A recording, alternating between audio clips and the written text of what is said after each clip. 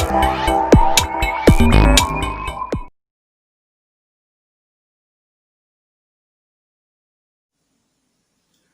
श्री कृष्ण। मैं ज्योतिष साथी रमेश चौबे आज आपके समक्ष भगवान कृष्ण के जन्म के पावन अवसर पे यानी कि आने वाली जन्माष्टमी पे आपको कृष्ण भगवान की पूजा कैसे करनी है, कैसे हम भगवान कृष्ण की पूजा करके और अपने जीवन में मधुरता व प्रेम को बढ़ा सकते हैं, इसके बारे में आपको बताऊंगा मैं। साथ ही साथ मैं आपको वीडियो के अंत में एक छोटा सा वास्तु टिप्स भी दूंगा, जिससे आपके घर में वास्तु की कोई समस्या हो तो उससे आपको निजात मिलेगी। अब कृष्ण का जन्मोत्सव, भगवान कृष्ण का जन्मोत्सव हिंदू धर्म में शायद ही कोई ऐसा हो जो न मनाता हो। हिंदू धर्म का एक बहुत बड़ा पर्व के रूप में, इसको हम त्योहार के रूप में मनाते हैं, भगवान कृष्ण का जन्मोत्सव।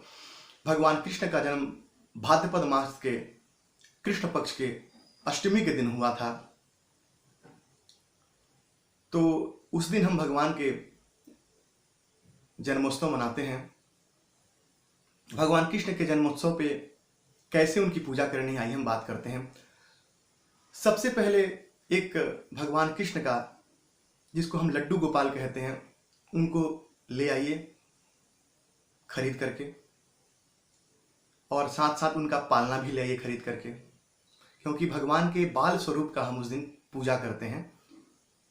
देखिए, बाल स्वरूप का क्या, जैसी आपके दिल में इच्छा हो, जो भगवान को जिस रूप में देखता है, जो भगवान को जिस रूप में कामना करता है, प्रभु उसको उसी रूप में दिखाई पड़ते हैं।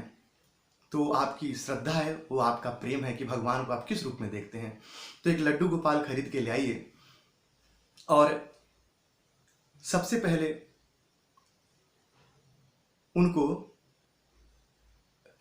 हम किसी को जब याद, सबसे पहले हम किसी को कब बुलाते हैं, जब हम उनको याद करते हैं। तो सबसे पहले भगवान कृष्ण को, लड्डू गोपाल को एक किसी पात्र में रख दीजिए, और रखने के बाद में क्या कीजिए, भगवान का ध्यान कीजिए, और भगवान का ध्यान करके पुष्प अर्पित कीजिए।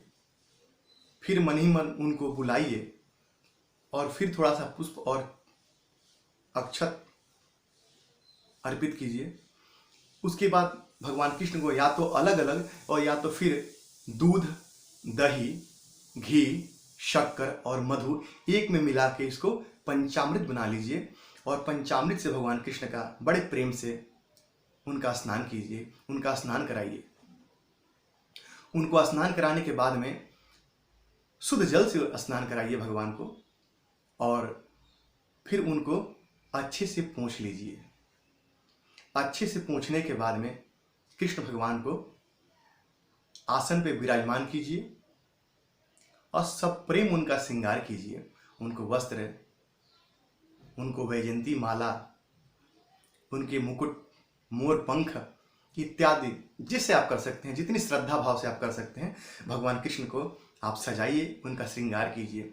उसके बाद में भगवान का इत्र लगाइए भगवान को, गोपी चंदन लगाइए भगवान को।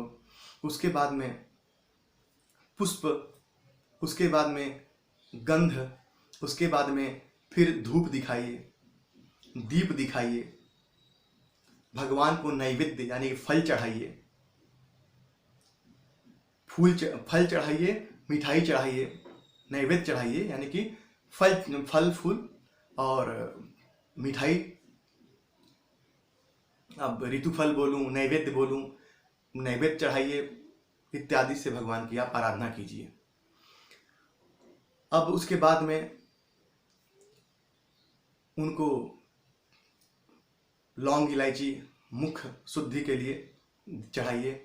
उसके बाद में फिर सविधि पूजन करने के बाद फिर भगवान को कुछ दक्षिणा स्वरूप कुछ द्रव्य चढ़ाइए। उसके बाद हाथ में पुष्प लीजिए, जल लीजिए, और भगवान के चरणों पे पुष्पांजलि अर्पित कीजिए। फिर भगवान से प्रार्थना कीजिए, फिर भगवान का मंगल कीर्तन भजन कीजिए, उनको याद कीजिए, पूजा कीजिए और भगवान कृष्ण का जो श्रेष्ठ मंत्र है उसका यथाशक्ति, जितना आपका शक्ति हो, जितना आप कर सकते हैं सब प्रेम उसका जाप कीजिए। ओम नमो भगवते वासुदेवाय, ओम नमो भगवते वासुदेवाय, इस मंत्र का आप जाप कर सकते हैं यथाशक्ति। वहीं मधुराष्टकम का पाठ कीजिए, इससे आपके जीवन में प्रेम की वर्षा होगी। क्योंकि भगवान कृष्ण का जो जन्म हुआ था, भगवान कृष्ण जो भगवान श्री हरि नारायण के अवतार हैं, उन्होंने प्रेममय कर दिया था संसार। उन्होंने बताया संसार में कि प्रेम से रहने का क्या लाभ होता है, प्रेम से रहने का क्या अर्थ होता है। क्योंकि कहा गया है कि जो व्यक्ति को घृणा से नहीं जीत सकते हैं उसको हम प्रेम से जीत सकते हैं। तो मधुराष्टकम का पाठ कीजिए और साथ ही भगवान कृष्ण का अत्यंत श्रेष्ठ मंत्र है ओम क्लीं कृष्णाय नमः, ओम क्लीं कृष्णाय नमः, इस मंत्र का भी यथाशक्ति जाप कीजिए। इससे भगवान कृष्ण की कृपा आपको प्राप्त होगी। और आपकी इच्छा है रात को 12 बजे के बाद आप पूरी रात भजन कीर्तन कर सकते हैं। कुछ लोग पूरी रात भगवान की भजन कीर्तन करते हैं, भगवान का जन्म का आनंद मनाते हैं और पूरी रात भजन कीर्तन कीजिए, जैसी आपकी इच्छा हो। तो भगवान कृष्ण को याद कीजिए। सबसे पहले तो आप प्रातःकाल उठ के और अजपा जप का संकल्प कीजिए मन में। ये मैं बताना भूल गया था आपको, अजपा जप का संकल्प कीजिए। फिर आपकी हर एक सांस से भगवान कृष्ण का ध्यान होते रहेगा।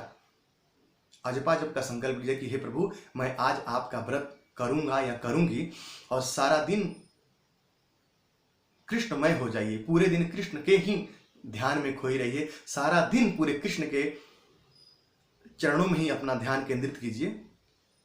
और अजपा जप का संकल्प लेने से पूरे दिन आप कृष्णमय हो जाएंगे, पूरे दिन आपका मन में कृष्ण कृष्ण चलता रहेगा।